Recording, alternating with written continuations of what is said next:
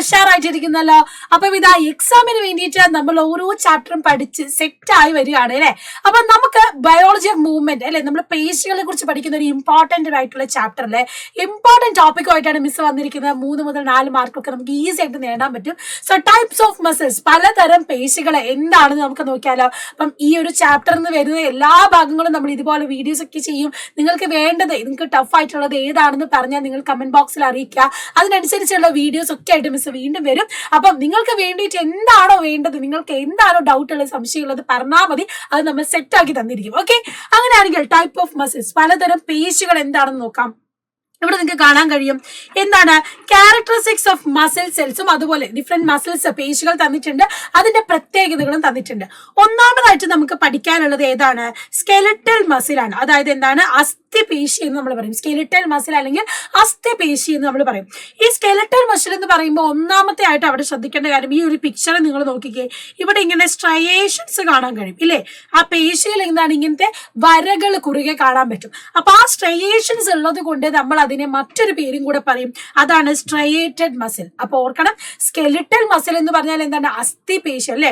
അസ്ഥിനോട് ചേർന്നുള്ള പേശികളെയാണ് നമ്മൾ അസ്ഥിപേശി എന്ന് പറയുന്നത്. നോക്ക്, അസ്ഥികളുമായി ചേർന്ന് കാണപ്പെടുന്നു അല്ലെ, അറ്റാച്ച്ഡ് ടു ബോൺസ് ആണ് ഇത് നമ്മുടെ ഈ സ്ട്രയേറ്റഡ് മസിൽ അല്ലെങ്കിൽ സ്കെലിറ്റൽ മസിൽ എന്ന് പറയുന്നത്.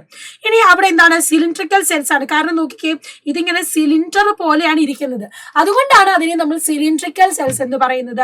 വെച്ചിട്ടാണ് ഇത് ഉണ്ടാക്കിയിരിക്കുന്നത് എന്ന് പറയുന്നത്. And dark and light striations are seen അല്ലെ. ഡാർക്ക് ആയിട്ട് കടുനിറത്തിലുള്ളത്, അതുപോലെ ലൈറ്റ് ആയിട്ടുള്ള കളേഴ്സും ഉള്ള സ്ട്രയേഷൻസ്, ഈ വരകൾ നമുക്ക് ഇവിടെ കാണാൻ കഴിയും, കുറുകെ വരകൾ കാണപ്പെടുന്നു. ഇനിയോ മേക്ക് വോളണ്ടറി മൂവ്മെന്റ്സ് പോസിബിൾ. നമ്മുടെ സ്കെലിറ്റൽ മസിൽ അല്ലെ, ഈ പോപ്പോയിനെ ഒക്കെ പോലെ എന്താണ് നമുക്ക് ഇങ്ങനെ നടക്കാൻ വേണ്ടി അല്ലെങ്കിൽ ചെയ്യാനൊക്കെ ആയിട്ട് നമ്മുടെ വോളണ്ടറി മൂവ്മെന്റ്സിനെ ഹെൽപ്പ് ചെയ്യുന്നത് ഏതാണ്? സ്കെലിറ്റൽ മസിൽസ് ആണ് അല്ലെങ്കിൽ അസ്ഥി പേശികളാണ്. രണ്ടാമതായിട്ട് നമുക്ക് നോക്കാം നമ്മുടെ സ്മൂത്ത് മസിൽസ് ആണ് അല്ലെ. സ്മൂത്ത് മസിൽസ് എന്ന് പറഞ്ഞാൽ വളരെ സ്മൂത്ത് ആണ്, പേരിൽ തന്നെയുണ്ട്. അവിടെ എന്തില്ല? ഇതാ നോട്ട് സ്ട്രയേഷൻസ്. അവിടെ സ്ട്രയേഷൻസ് ഇല്ല അല്ലെങ്കിൽ കുറുകെ വരകൾ ഇല്ല. വരകൾ ഇല്ലാത്തത് കൊണ്ട് തന്നെ അവിടെ രേഖാശൂന്യ പേശി എന്ന് പറയും. ഇവിടെ നമ്മൾ അസ്ഥി പേശിനെ രേഖാങ്കിത പേശി എന്ന് പറയുമ്പോൾ മിനുസ പേശിനെ രേഖാശൂന്യ പേശി എന്നാണ് നമ്മൾ പറയാ, നോൺ സ്ട്രയേറ്റഡ് മസിൽ എന്ന് പറയും. അതോ internal organs like stomach, small intestine, blood vessel അല്ലെ, നമ്മുടെ ബോഡീന്റെ ഉള്ളിലുള്ള സ്മോൾ ഇൻറ്റസ്റ്റൈൻ്റെ വോളില്, അതുപോലെ തന്നെ സ്റ്റൊമക്കിന്റെ വോളില്, പിന്നെ ബ്ലഡ് വെസൽസ് ഒക്കെ ഉണ്ടാക്കിയിരിക്കുന്നത് ഏത് മസിൽസ് ആണ്? നമ്മുടെ സ്മൂത്ത് മസിൽസ് ആണ്. അവിടെ വരകളൊന്നുമില്ല, വളരെ സ്മൂത്ത് ആയിട്ടുള്ള ആ ഭാഗത്താണ് ഇത് കാണുന്നത്. ലാസ്റ്റ് ആയിട്ട് നമുക്ക് പ്രധാനപ്പെട്ട ഒരു മസിലാണ് കാർഡിയാക് മസിൽ. എവിടെയാ കാർഡിയാക് എന്ന് പറയുമ്പോൾ? കാർഡിയാക് സർജൻ, കാർഡിയാക് സർജറി എന്നൊക്കെ പറയുമ്പോൾ എവിടെയാ? നമ്മുടെ ഹാർട്ടാണ് അല്ലെ. അപ്പൊ കാർഡിയാക് എന്ന് പറയുമ്പോൾ seen on the walls of the heart അല്ലെ, ഹൃദയ പേശി എന്ന് തന്നെയാണ് നമ്മൾ അതിനെ പറയുന്നത്. എവിടെയാ കാണുന്നത്? ഹൃദയത്തിന്റെ ഭിത്തിയിലായിട്ടാണ് നമ്മൾ കാണുന്നത്. ആൻഡ് ശാഖകളായി പിരിഞ്ഞ കോശങ്ങൾ കണ്ടോ, ഇതിങ്ങനെ ബ്രാഞ്ച് ചെയ്ത് പോകുന്നു. അതുകൊണ്ട് നമ്മൾ പറയുന്നത് ബ്രാഞ്ച്ഡ് സെൽസ്, ശാഖകളായി പിരിഞ്ഞ കോശങ്ങൾ കൊണ്ടാണ് എന്തുണ്ടാക്കിയിരിക്കുന്നത്? ഹൃദയ പേശി ഉണ്ടാക്കിയിരിക്കുന്നത്. അടുത്ത് നോക്കാം, കുറുകെ വരകളുണ്ട് ഇല്ലേ, സ്ട്രയേഷൻസ് ഉണ്ട്. അപ്പൊ കാർഡിയാക് മസിൽസിലും എന്തുണ്ട്? വരകൾ കാണാം. പിന്നെ എന്താണ്? അനൈച്ഛിക ചലനങ്ങളാണ് സാധ്യമാക്കുന്നത് അല്ലെ. ഇവിടെ നോക്ക്, മിനുസ പേശിയും സ്മൂത്ത് മസിൽസും അതുപോലെ കാർഡിയാക് മസിൽസും എന്താണ്? ഇൻവോളണ്ടറി മൂവ്മെന്റ്സ് ആണ്. നമ്മുടെ ഹാർട്ടിന്റെ ബീറ്റ് നമുക്ക് കൺട്രോൾ ചെയ്യാൻ പറ്റുമോ? ഇല്ല. നമ്മുടെ സ്റ്റൊമക്കിലുള്ള മൂവ്മെന്റ്, ഇൻറ്റസ്റ്റൈൻസ്, സ്മോൾ ഇൻറ്റസ്റ്റൈനിലുള്ള മൂവ്മെന്റ്, ഇതൊന്നും നമുക്ക് കൺട്രോൾ ചെയ്യാൻ പറ്റുന്നില്ല, നമ്മൾ വോളണ്ടറി ചെയ്യുന്നതല്ല. അതുകൊണ്ട് അവ എന്താണ്? ഇൻവോളണ്ടറി മൂവ്മെന്റ്സ്, അനൈച്ഛിക ചലനങ്ങളാണ് സാധ്യമാക്കുന്നത്. അപ്പം ഐച്ഛിക ചലനങ്ങൾ സാധ്യമാക്കുന്നത്, നമ്മുടെ വോളണ്ടറി മൂവ്മെന്റ് സാധ്യമാക്കുന്നത് സ്കെലിറ്റൽ മസിലും, അനൈച്ഛിക ചലനങ്ങൾ ഇൻവോളണ്ടറി മൂവ്മെന്റ്സ് സാധ്യമാക്കുന്ന ആരാണ്?